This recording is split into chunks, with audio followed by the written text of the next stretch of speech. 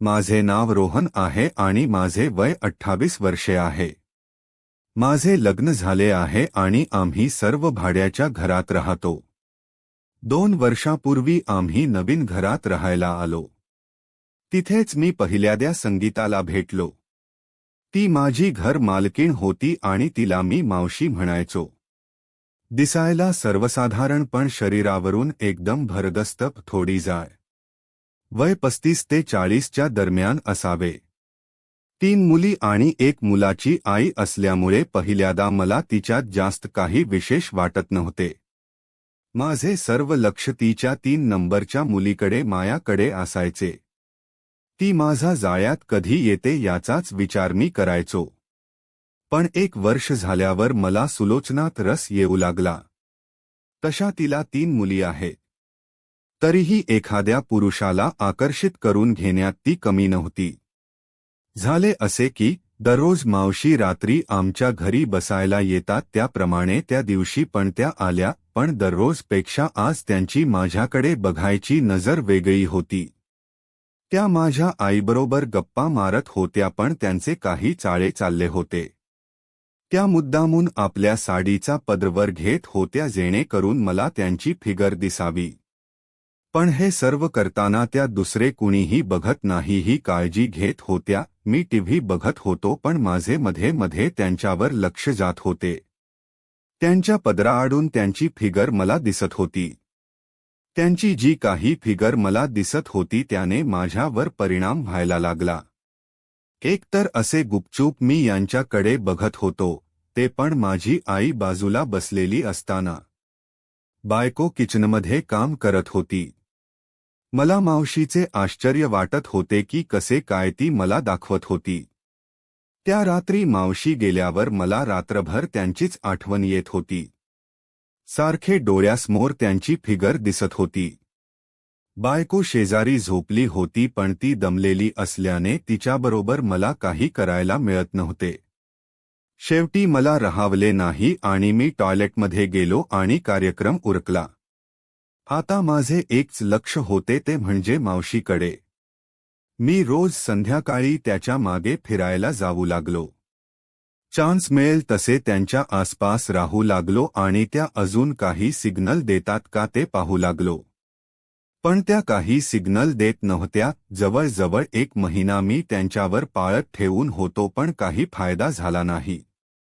एक दिवस मावशी संध्याकाळी आमच्या घरी गप्पा मारायला आल्या. मी आतल्या खोलीत होतो. थोड्या वेळाने मी बाहेर आलो आणि त्यांना बसलेले पाहिले. मी जाऊन सरळ त्यांच्या बाजूला बसलो व टीव्ही बघू लागलो.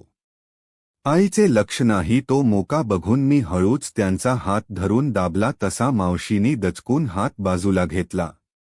नंतर मी त्यांच्या हाताला स्पर्श करायचा प्रयत्न केला पण त्या हात बाजूलाच ठेवून होत्या. नंतर मी तेथून उठलो व दुसरीकडे जाऊन बसलो. त्या माझ्याकडे मध्ये मध्ये चोरून पाहायला लागल्या. त्यांना तसा स्पर्श करून मी माझे काम केले होते व त्यांना माझ्या मनात काय आहे ते सांगितले होते. आता वाट बघायची होती ती मावशीच्या प्रतिक्रियेची. त्यानंतर 2 दिवसांनी मावशी आमच्या घरी रात्री 9:30 सुमारास आल्या. माझ्या आईशी बोलता बोलता आतल्या घरात जात असताना त्या माझ्याकडे खूप वेगळ्या नजरेने पाहत होत्या. त्यांच्या नजरेत मला कामवासना दिसत होती आणि त्यांची ती नजर बघून माझा सोन्या टाईट झाला. आता माझी खात्री पटली की मावशीच्या मनात सुद्धा त्याच भावना आहेत ज्या माझ्या मनात आहेत. वाट होती ती योग्य वेळेची. त्या दिवसानंतर आम्ही फक्त एकमेकांकडे सुचकपणे बघत होतो व वाट बघत होतो योग्य वेळेची. एक दिवस रविवारी मी घरीच होतो. अचानक मावशीनी मला त्यांच्या घरी बोलावून घेतले. मी गेल्यावर त्यांनी त्यांच्या मोटरसायकलवर मला त्यांच्या मुलीला तिच्या सासरी सोडायला सांगितले जे की जवळच होते. मी तयार झालो व गाडी काढून तयार झालो. अचानक पाठीमागून मावशीचा आवाज आला. रीना, तू तिथेच थांब, घरी कुणीही नाही. मी एकटीच आहे. मी समजायचे ते समजलो. मावशीनी ते वाक्य रीनाला उद्देशून मला म्हटले होते. मी लगेच आशूला सोडून माघारी घरी फिरलो. रस्त्याने मी आता पुढे काय करायचे ते ठरवत होतो. 10 मिनिटात मी घरी परतालो. मला वाटले होते की मलाच काहीतरी करून मावशीच्या घरात घुसावे लागेल.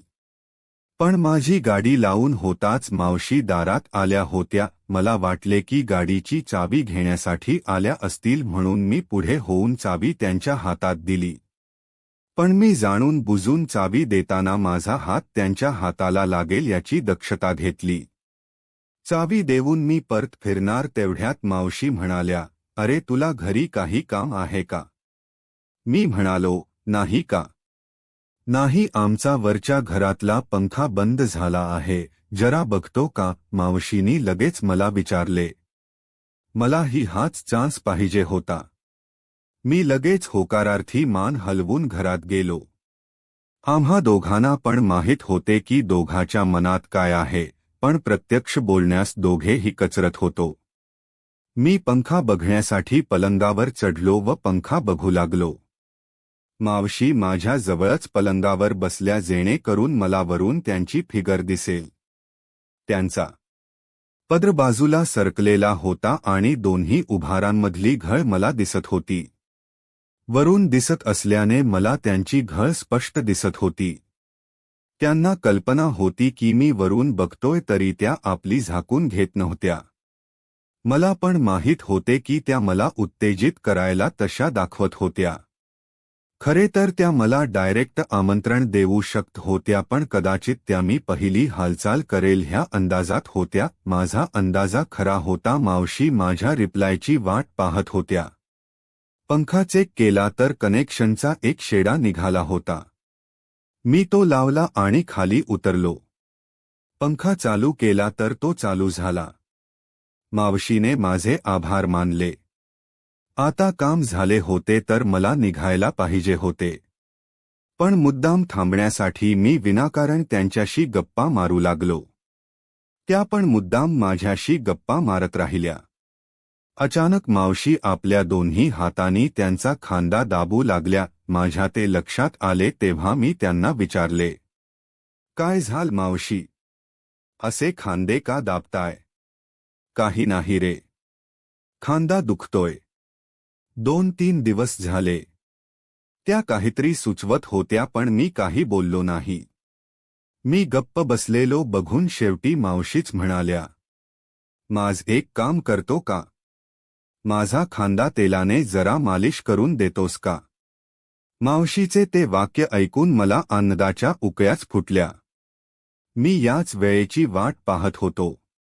मी होकार देताच मावशी कपाटातून तेलाची बटली घेऊन आल्या व माझ्या हातात देऊन दिवाणावर पालथ्या झोपल्या. मावशीच्या पालथ्या शरीराकडे मी पाहतच राहिलो. पहिल्यांदाच मी मावशीना झोपलेली बघत होतो.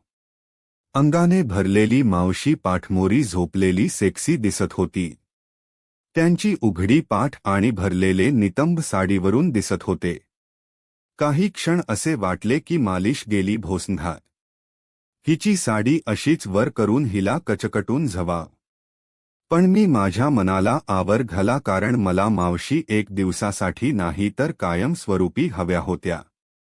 मी मनात पक्का विचार केला की आज मावशींना एवढी मज्जा द्यायची की त्या कायम माझ्याकडेच आल्या पाहिजे. मी विचारात होतो तेवढ्यात मावशीचा आवाज आला, "अरे करतोस ना मालिशला सुरुवात?" मी भानवर येत म्हटले, "हो करतो ना." आणि मी पलंगावर चढून मावशी शेजारी बसलो. पण मालिश करण्याची जागा ब्लाऊजच्या आत होती. आता तसे मालिशला सुरुवात करायची की त्यांना काही सांगायचे असा मी विचार करायला लागलो. शेवटी विचार करून मी मावशींना म्हटले, "मावशी ब्लाऊज काढला तर बरे होईल." तशा मावशी वळून माझ्याकडे रोखून बघत म्हणाल्या, "का? काय विचार आहे?" मावशीच्या या बोलण्याने मी थोडा घाबरलो.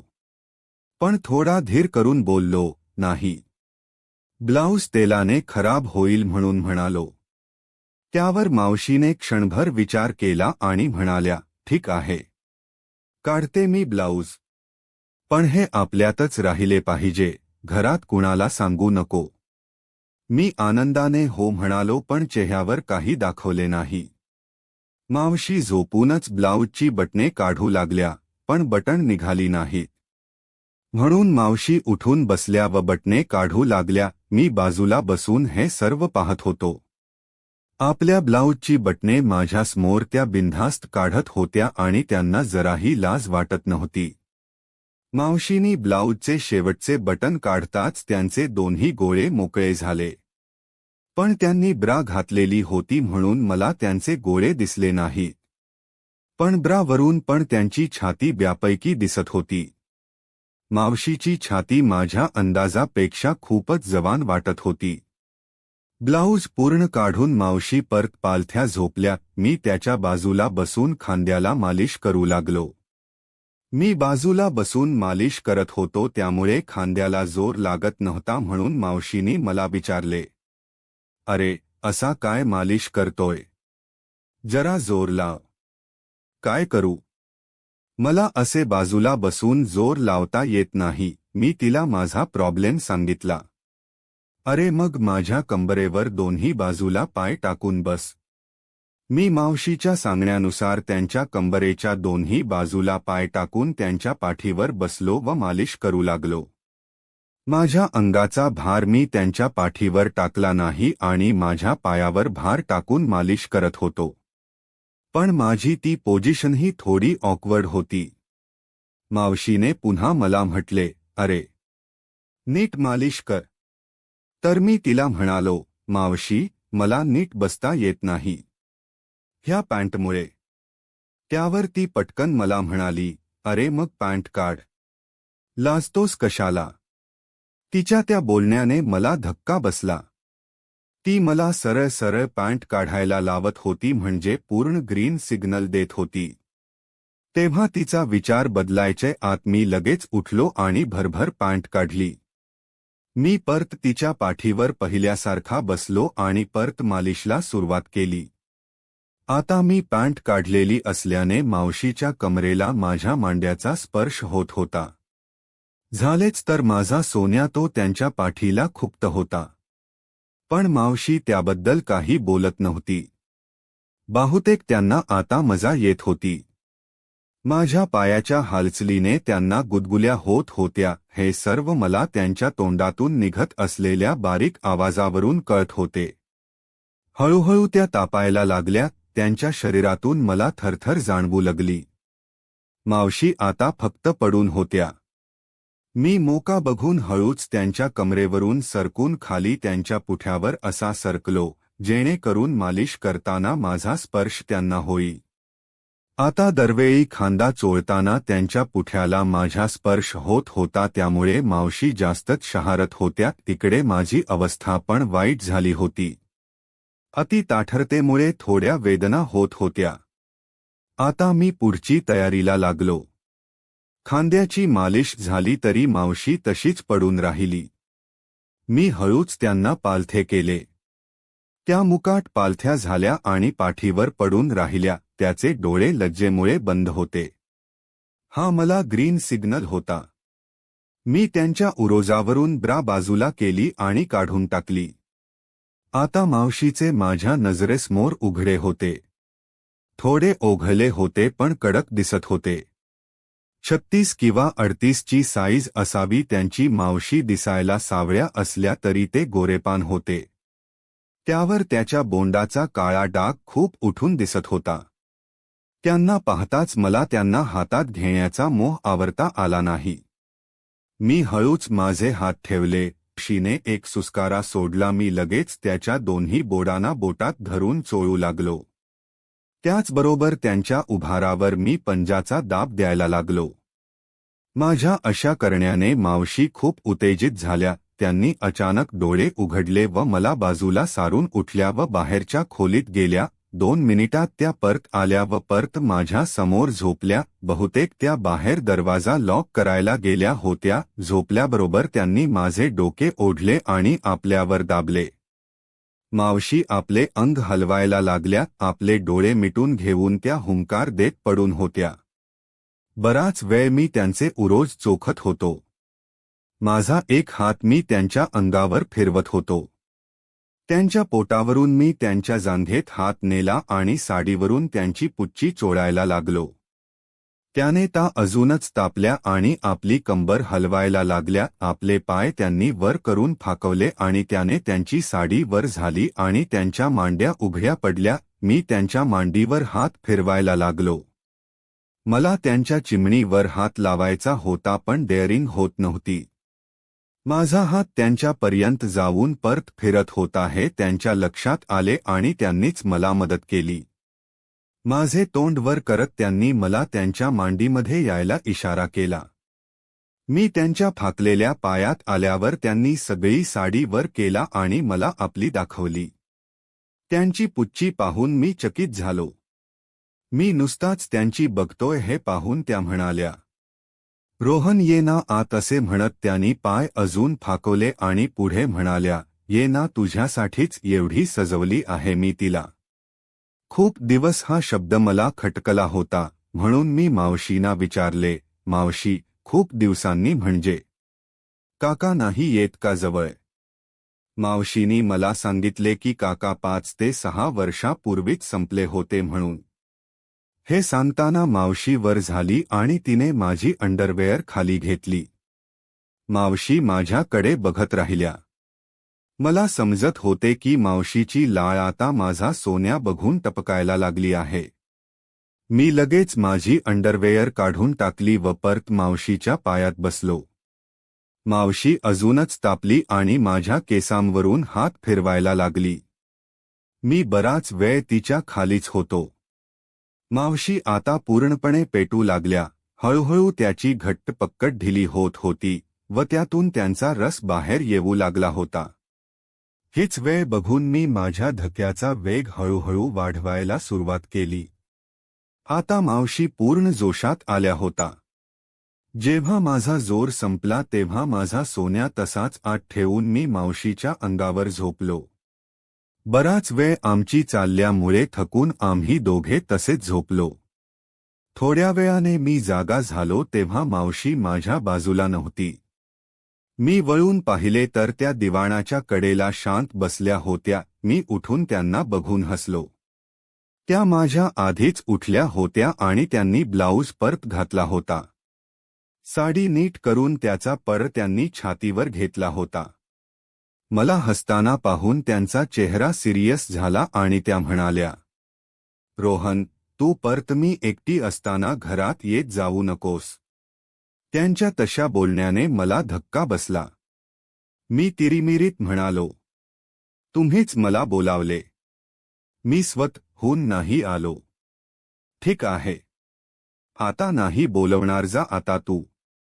एवढे बोलून मावशी सरळ रूमच्या बाहेर निघून गेल्या. मला कळले नाही की मावशींना अचानक असे काय झाले. पण मी उठलो व कपडे घालून सरळ खालच्या रूममध्ये आलो तर तिथे आशू अगोदरच येऊन बसली होती आणि टीव्ही बघत होती. मला बघू ती हसली पण तिला बघून मी चरकलो. मी काही बोललो नाही आणि सरळ घराबाहेर आलो. मित्रांनो, गोष्ट आवडली असेल तर चॅनेल सबस्क्राईब, लाईक आणि शेअर करा ही विनंती. आपण पुन्हा भेटू नवीन गोष्ट घेऊन. तोपर्यंत मज्जा करा आणि अशाच गोष्टी ऐकत राहा.